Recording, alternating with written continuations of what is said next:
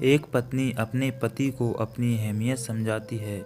जिस गांव से वो ताल्लुक़ रखती थी, वहाँ इतना खुला माहौल नहीं था। औरतों को कुछ भी करने की आज़ादी नहीं थी। अनु ने जब ऐसा कहा तो सब भौचक्के होकर उसकी तरफ देख रहे थे और वो इसके लिए बिल्कुल बेपरवाह खड़ी थी। अनु और उसका परिवार दिल्ली जैसी जगह पर रहता था, जहां हर कोई अपने रोज़मर्रा के काम में इस तरह व्यस्त था कि किसी को किसी से कोई फ़र्क नहीं पड़ता था।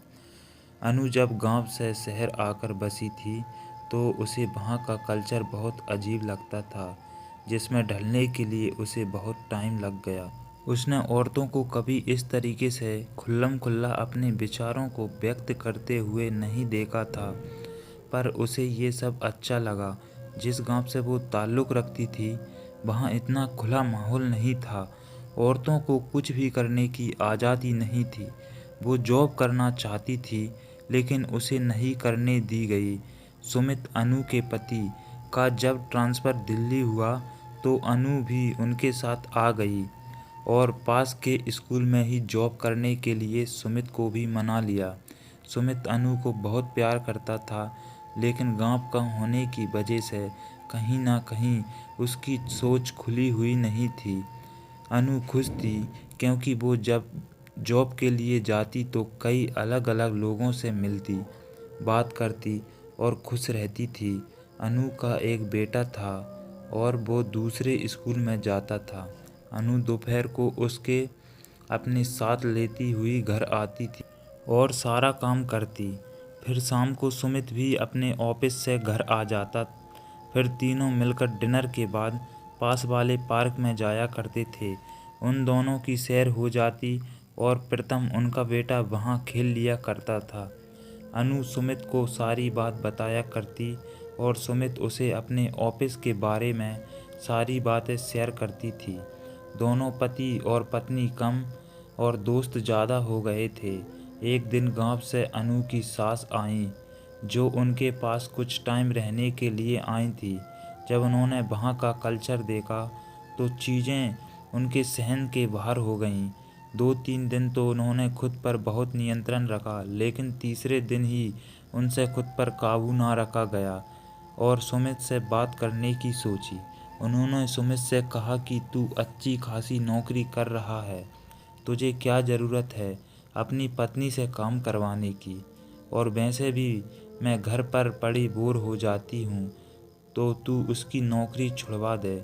सुमित को कुछ समझ नहीं आया, तो वो सोचता हूँ बोलकर ऑफिस चला गया। अनु ने ये सारी बातें सुन ली थीं, तो उस दिन से उसने माँ जी की हरकतों पर नज़र रखनी शुरू कर दी थी।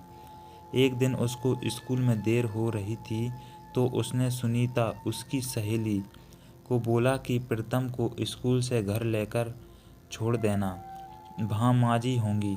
सुनीता ने जब प्रीतम को घर छोड़ा, तो उसके 1 घंटे बाद जब अनु वापस आई, तो उसने सुना माँ जी प्रीतम को कह रही थीं कि तू अपनी मम्मी को बोल वो अपनी जॉब छोड़ दें, तो तू जब आया करेगा तो तुझे मम्मी घर पर ही मिलेंगी और खाना भी एकदम गरम मिलेगा। माँ जी की बात सुनकर अनु को बहुत गुस्सा आया, लेकिन उसने बच्चे के सामने बोलना ठीक नहीं समझा। अगले दिन रात को जब खाना खाकर सुमित और अनु सैर के लिए जाने लगे, तो माँ जी ने पेट में दर्द को लेकर सारा घर सर पर उठा लिया और उनका जाना कैंसल हो गया। 2-3 दिन तक रोज़ ऐसा होता रहा, तो उनकी सैर पर जाने की आदत छूट गई। अब सुमित भी अनु से कटा-कटा रहने लगा, क्योंकि माँ जी की सेवा करके जब वो कमरे में आती, तो सुमित सो चुका होता और उनकी आपस में कोई बात नहीं हो पाती थी, ना ही आपस में समय बिता पा रहे थे।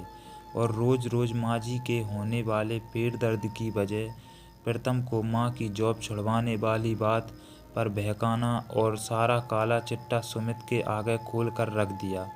सुमित माँ के बर्ताव से हैरान था। उसने माँ से पूछा कि ये सब सच है? तो माँ बोली, क्या ज़रूरत है इसको नौकरी करने की, तू अच्छा खासा कमा तो रहा है ना, तेरे से घर के काम में मदद लेती है, अगर घर रहेगी तो खुद काम करेगी ना। सुमित ने जवाब दिया कि बस करो माँ, ये मेरी मर्जी से नौकरी करती है और इसकी तनख्वाह से हमारे घर में मदद होती है, तो अगर मैं इसकी मदद करूं तो उसमें क्या हर्ज है। दूसरी बात, अगर आप घर पर बोर हो जाती हो तो सत्संग में जाओ, प्रीतम का ख्याल रखो, लेकिन उसे गलत बातें मत सिखाओ। माँ को अब समझ आ चुका था कि चुप रहने में ही भलाई है।